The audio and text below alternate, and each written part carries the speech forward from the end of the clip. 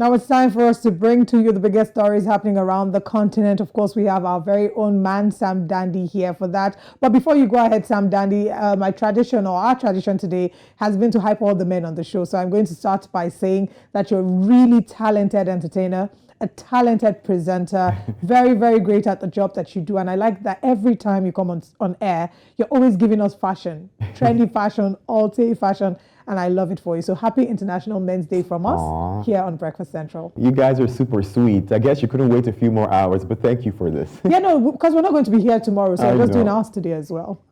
Maybe you can do a breakfast, special on Saturday. Don't mind me. Please, I'll be at home. Be careful. It's not that serious. Be very careful. Be warned. Do your Be job. guided. I appreciate it so much. Thank you for that. All right, go ahead. Talk to us. What's happening? All right, now let's start with this one. There's big news for Nollywood fans all across the globe. Now, one of our film industry's biggest movies is making yet another sequel. Ace Nigerian filmmaker and director Kemi Adetiba broke the news hours ago that the much-loved King of Boys will be returning with a third film. Now, the 42-year-old Adetiba responded to a fan some days ago who said, "Need a new Kemi Adetiba movie." Now, that day she responded with "coming" in all caps lock. Now, today she tweeted KOB3, and tons of fans, Nollywood actors and entertainers, are responding positively to the news. Now, arguably one of Nollywood's most successful films till date, KOB celebrated its one-year anniversary in August this year, and truthfully, it has built an army. Now, recall that KOB became the first Nigerian original series to make it to the streaming platform Netflix, which was a sequel to the 2018 Nigerian crime political film. Now, while it had a stellar cast, I'm talking veteran actor Shola Shobowale, Tony Tones, musician Reminisce, who did a fantastic job, or Sazi Kodaro, of course, RMD, amongst others, it was the storyline and the top-notch production that earned the film much attention. Now, Adetiba was also responsible for a top box office film, Wedding Party. Now, we can all agree that there's much expectation and anticipation to see where Kemi Adetiba takes this new film. Now, no further details are available online as to when and what to expect, but I'll definitely give you more details as they surface. Of course, you can trust me to do that. Now, let's move quickly from films to the music industry in Tanzania. Now, former Wasafi signee Harmonize is back in the news, and once again, he's taking jabs at his former label boss, Diamond Platnumz, and his team. Now, it's not uncommon to see beef between superstars in the entertainment space, but this one is one that doesn't seem to cool off, in fact. Although Diamond Platnumz remained silent about Harmonize's previous jab at him over the rather flirtatious relationship with, signee Zuchu, the 32-year-old Harmonize seems to now have re-strategized, if I can call it that, this time using his latest song, Champion Remix, to air his reservations against Platnumz. Now, while Harmonize has continued to soar even after exiting Platnumz's Wasafi label, the lyrics to his new song brags more about his accomplishments since leaving the label, and then disrespected Diamond Platnumz and his team of managers. He even went as far as calling Platnumz the Ashake of Tandele.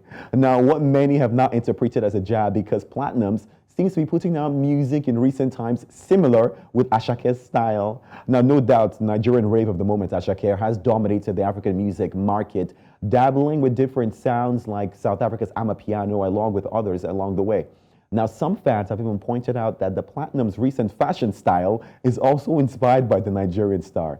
Fans sometimes. But recall that in 2019, when leaving Wasafi record label, Harmonize paid 22 million shillings, which is, of course, 500 million Tanzanian shillings, to gain exclusive right to all his music that he worked under Platnumz's label completely. Now, that is a lot of money. Now, ever since his departure, the beef between the former signee and the label boss has only grown worse.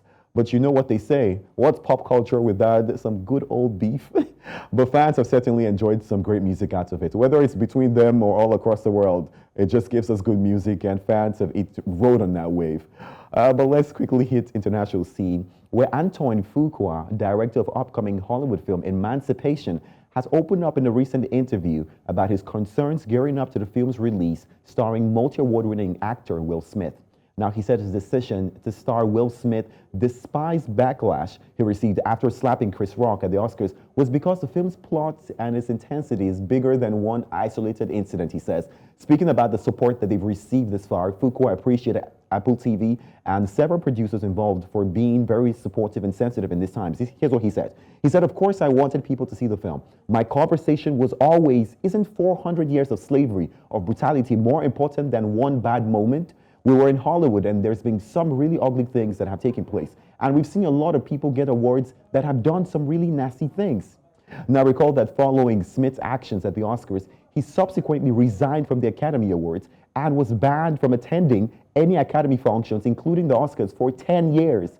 Now, the violent outburst damages Smith's reputation as a likable leading man and a family star, with audiences viewing him negatively and many in the industry questioning his ability to recover. Now, this film is, of course, one of that. I'm certainly hoping the backlash doesn't affect the performance of the film itself. Emancipation is due to hit theaters on December the 2nd and on streaming platforms, Apple Plus TV on December the 9th. I'm just hoping, of course, because we all know that Will Smith is a fantastic actor. So I'm just hoping that, of course, that, we appreciate the work, it gets awards, and maybe, the Oscars will retract the 10 years sentence.